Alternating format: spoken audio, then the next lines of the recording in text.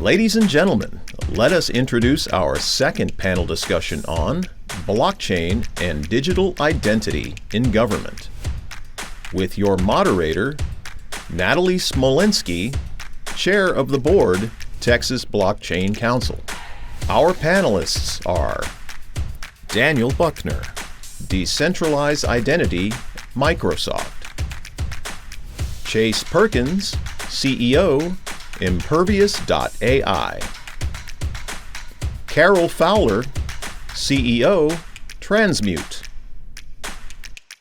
MANCE HARMON, CEO, HEDERA HASHGRAPH. James Loperfido, Head of Business Development, Tangem. And Michael Llewellyn, Secretary of the Board, Texas Blockchain Council, and CEO of Tarski Technology.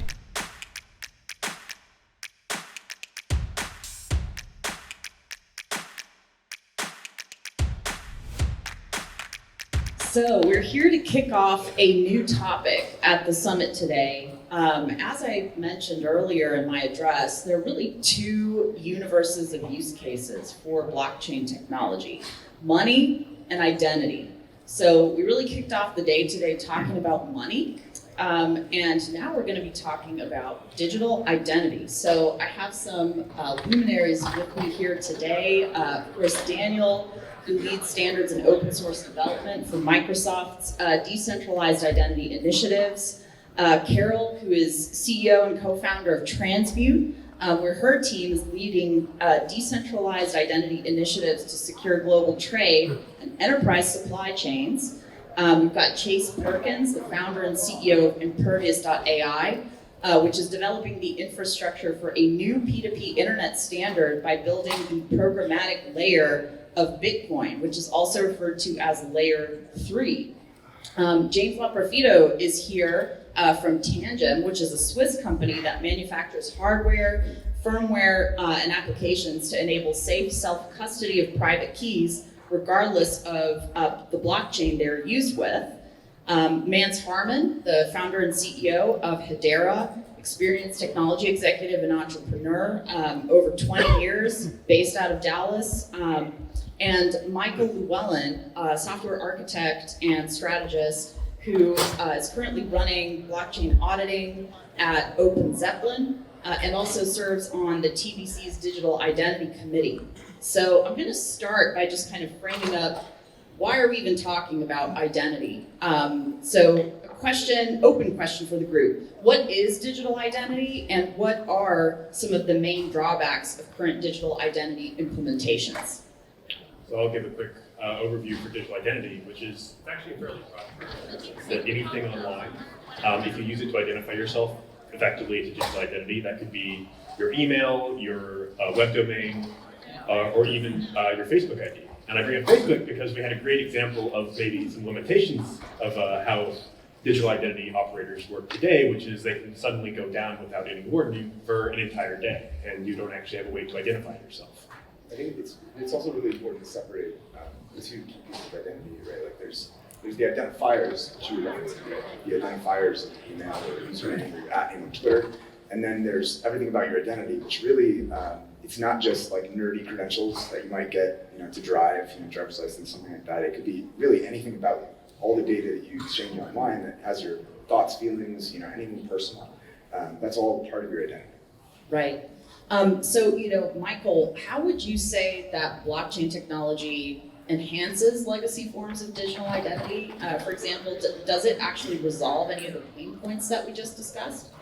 Yes, and I think the big thing it does is it separates that person, the public identifier that you were describing, as well as the data from a third party. So we heard a really good example from Peter on why third parties can be a problem. For example, they can be used for surveillance.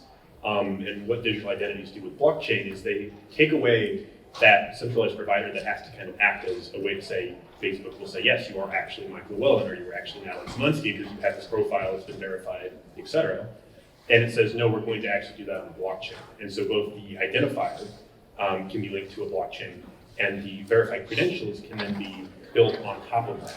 And the best part about it is those credentials can be anything about you, your name, your profile, things about you that where you work, but that can also be held entirely off-chain, but still verified, which basically means that, for example, with Bitcoin transactions, I might not know who you are, but I can see what you're doing. With the verified identity and verified credentials, I might not even see that, which means that we have privacy by default. Right, so you're referring to verifiable credentials, which is an important new technical standard for digital identity under development by the W3C. We have a number of panelists today who are working on this technology. Would you like to elaborate on what verifiable credentials are and how they interoperate with decentralized identifiers?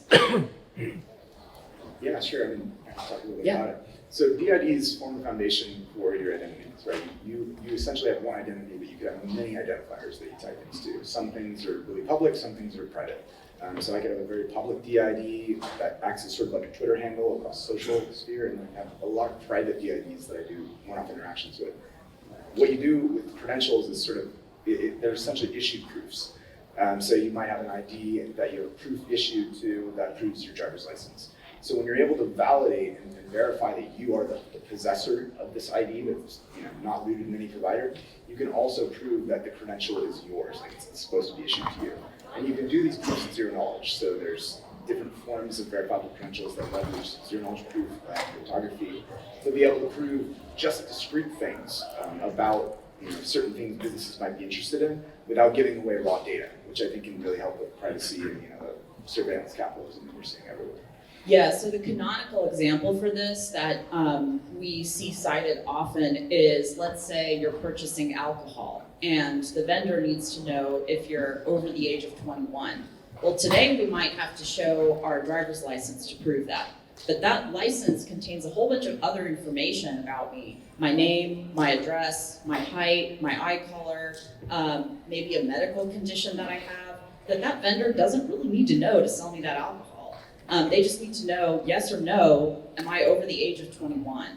And so these new technologies, decentralized identifiers and verifiable credentials, enable that kind of world where this is called data minimization. You are only disclosing what data you absolutely need to disclose to finalize a transaction, and then you can also revoke access to that data once the transaction is complete. So I have a follow-up question here because VCs and DIDs, they are creating a new verification infrastructure for the web. But one of the ways that, Daniel, you've implemented DIDs at Microsoft is through something called ION, and KARYL, you've done this with Element. So maybe starting with Daniel, could you just run us through what is ION, and then KARYL, tell us about Element as well. Yeah, so ION is an instantiation of a protocol called Sitetree. It's a layer 2 protocol. It's purely deterministic. It enables you to scale up DIDs on these open public blockchains. In this case, ION anchors in Bitcoin, and allows you to hit scale that you would need. Because obviously, if we needed everyone to have multiple DIDs, Bitcoin's transaction rate isn't really, doesn't support that. Just like Lightning scales money on Bitcoin, Sitetree enables you to trustlessly scale DIDs on Bitcoin. And so ION doesn't have any intermediaries, there's no third parties, you don't have to go to Microsoft, there's no authorities in the system. It operates akin and in spirit to Lightning in the sense that it's just a mathematical protocol. You can run a node, you can do whatever you want. There's no centralized party staff. Excellent. KARYL, yeah. So we've had the pleasure of working on the Sitetree protocol alongside Daniel and his team and a lot of other members in the open standards community.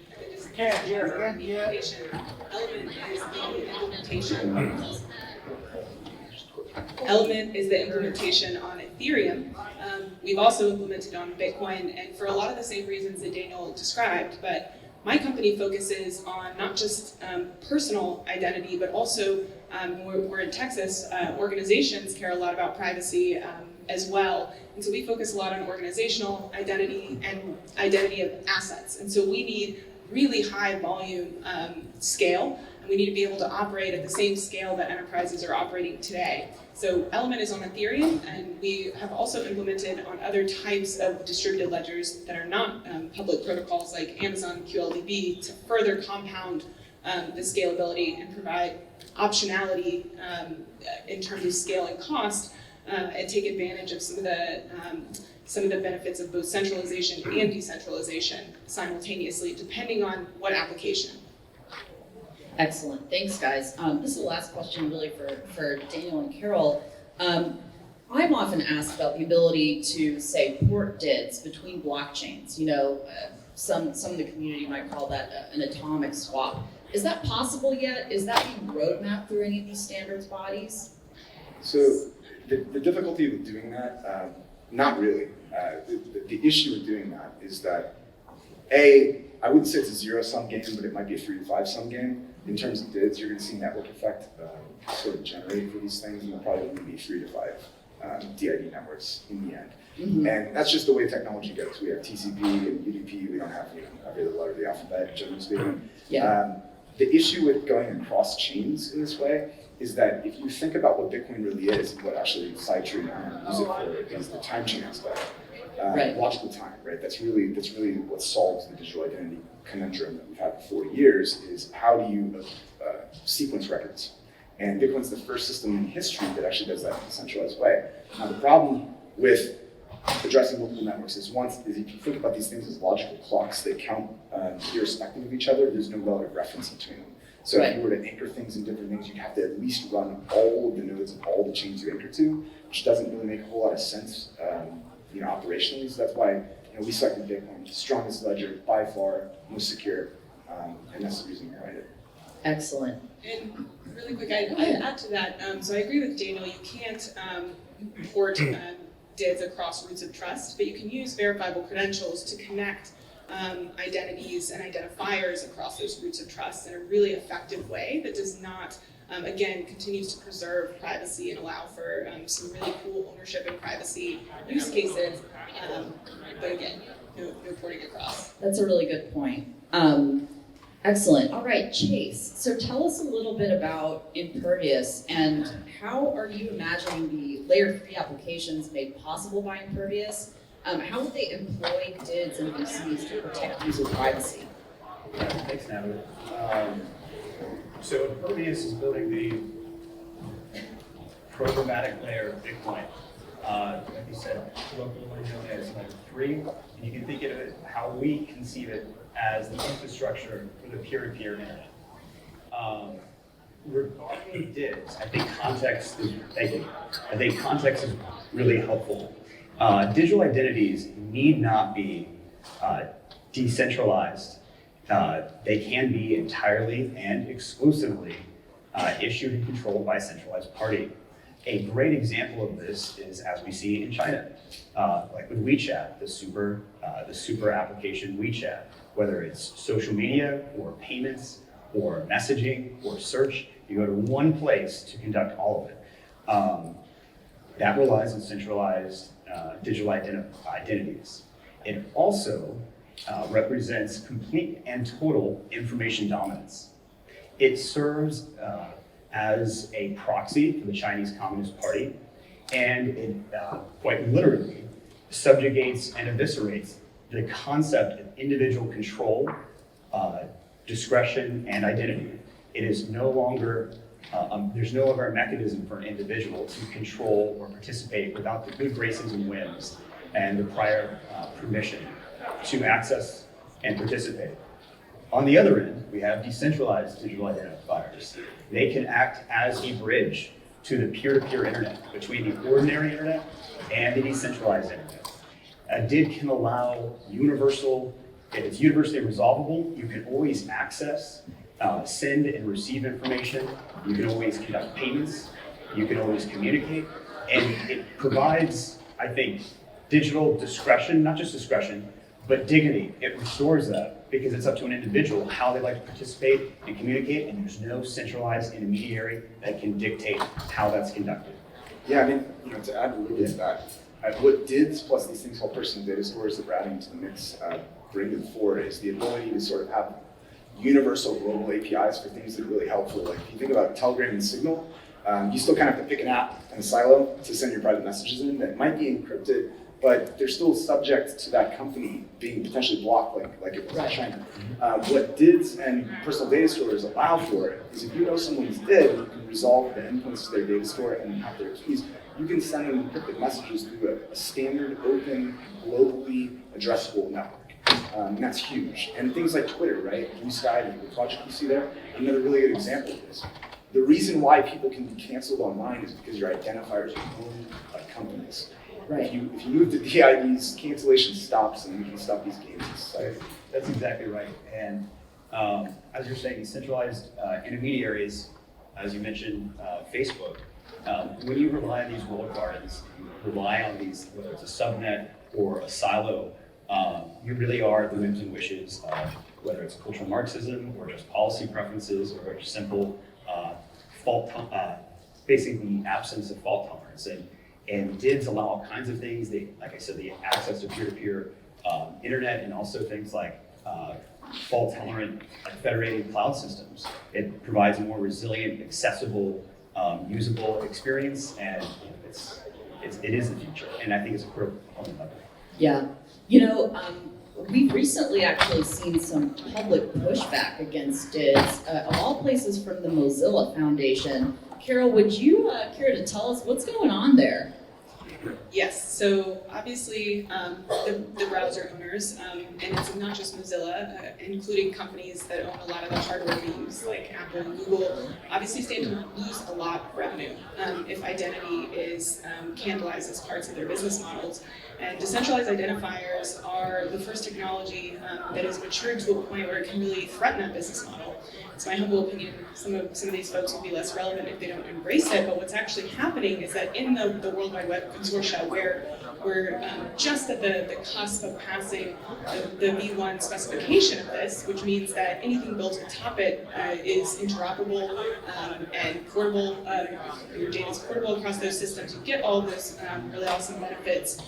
Just as we got to this point, there's been a formal objection based on some, I think the points in our article the letter put it the best, transparently irrelevant, and frankly pretty antithetical to a lot of their claims about privacy. And I think the important thing to understand here about why digital identity and decentralized identifiers are so important, given that they're pretty much the gene or the gateway of all digital interactions or software applications, is also the threat to our fundamental rights transferring to that digital realm. And things like equity and mobility that are not possible if we're continuing to have our identifiers married to certain kinds of hardware or certain kinds of technology stacks. We're in danger of not being able to embrace this innovation in the way that would offer a future that doesn't look like, say, the Chinese future that he was just describing. KARYL, thanks for saying it. I can't say this, from the company, but personally, having worked with Mozilla for half a decade, I think the behavior is shameful. I think they should be ashamed of themselves, and we deserve better. So yeah, thank you guys. No, that's really important, and I want to turn it over now to James and Mance. Your companies do a lot of work with governments, and I'm wondering, what is your perspective? How do you both expect blockchain-enabled digital identity to play in government services in the future? So maybe I'll just piggyback on latest comments to describe the answer to this question. So there's always been this problem of needing to create a set of incentives that would cause governments or enterprises, we work with a lot of large enterprises as well, to want to change the way they're doing business as it relates to identity. And when we work with those organizations, while there's a lot of value in sort of the privacy and the self-sovereignty aspects of the topic here today, they find value in the opportunity to be able to leverage KYC information once. So the idea here is that when you create an account, perhaps it's a wallet for your crypto, you go through this process of remotely proving your identity to the SaaS application or whatever it might be, right? You've been there, you take a picture of yourself with holding up your passport or something like that, and you send it on. There are various flavors of this, forms of this. It's a very expensive process. It's tedious for the end users. It's not a good user experience. It costs a lot of money on the part of the organization that requires it, and often that organization outsources that function to a third party to perform it. There's an opportunity with the technology we're describing here today to go through that process once, you then control it, you own it, and if you go through that process again with other organizations, the additional identifiers that you're proving to that organization can be added to the one KYC bundle of information that they care about, right? If it's possible for these organizations to not have to pay those costs and at the same time provide their customers a much better user experience, that's a win. So that's something that is important to understand. Now, how does that relate to government? Government is always going to play a role, forever. Now, it may be passive in that they are the source of what we call breeder documents, these documents that are sort of the documents that are often used when proving identity in the way that I just described. And it may be the case that in the future, certain agencies within the government will also play a role of proving the identity or verifying the identity through their own set of APIs. Programmatically, they could be involved in those data workflows. But those are the ways that I would see the government involved in the relative short term. Excellent. What do you think, James? Yeah, I think everything we're kind of talking about falls under this new idea of what we call self-sovereign identity, where you can take ownership of your data as opposed to Facebook or Google or someone else monetizing on your behalf without you knowing how, right? And so we're at this point of adoption where standards are becoming more clear. We have enough use cases to understand where the rubber meets the road and how this would all function in the real world, right? And to everybody's collective point, I think, I'm not the only person in the room that loves my freedom, right? And we don't have to sacrifice our privacy to have transparency at the right levels, right? So where we need to prove who we are, we don't have to tell everybody everything about us. We can own and monetize the data that we create and that's associated with our identity in a decentralized, safe manner, right? So that's kind of the utopian future, right? Where a lot of this stuff can be automated as well, right? So we don't have to register over and over again to present ourselves. We can have one identity that we are in control of that allows us to access the things that we need to access, and everything can be done in an automated fashion. And so to me, that was the beautiful intersection, right, of blockchain, smart contracts, seed generation methods, and all these things that are happening together, right, where if we need to send aid to someone, we don't need to, have this crazy archaic system of mailing them a check to do it, right? There's all sorts of use cases. But in government, I think the most interesting potential is automated tax collection, right? Where we don't have to worry about filing our taxes every year or keeping track of all of this data, because it'll all be done on a distributed ledger that we don't have to necessarily interact with, right? So for me, that's a really interesting government use case example, but that's one of many. To make it real, you said future, right? So maybe the future's not so far off. Microsoft next year, you'll see, we have a public preview out of it right now that it'll be in production next year. Verifiable credential service that allows admins, the current Azure Active Directory customers, which encompasses 94% of the Fortune 10,000, run on Microsoft's current centralized identity system. They have dashboards that can do all sorts of things for centralized identities that manage their organizations. But come next year, there will be a panel that they can activate within their existing tool set, all 94% of Fortune 1000 will be included, where they can mint verifiable credentials against user bids and have the ability to do this at scale relatively overnight if they choose to. So we're hoping that maybe this is more near term, right, than anyone thinks. So the funny thing is a lot of the governments actually are Azure Active Directory customers. So you will have the opportunity, if you are part of the government, you're sitting here, to be able to participate in this. Respectfully switch. Absolutely, and that kind of leads me to my next question, which I'll open up to the group. But James, your firm manufactures smart cards, which contain basically VCs and DIDs in a hardware format. So maybe you can kick us off.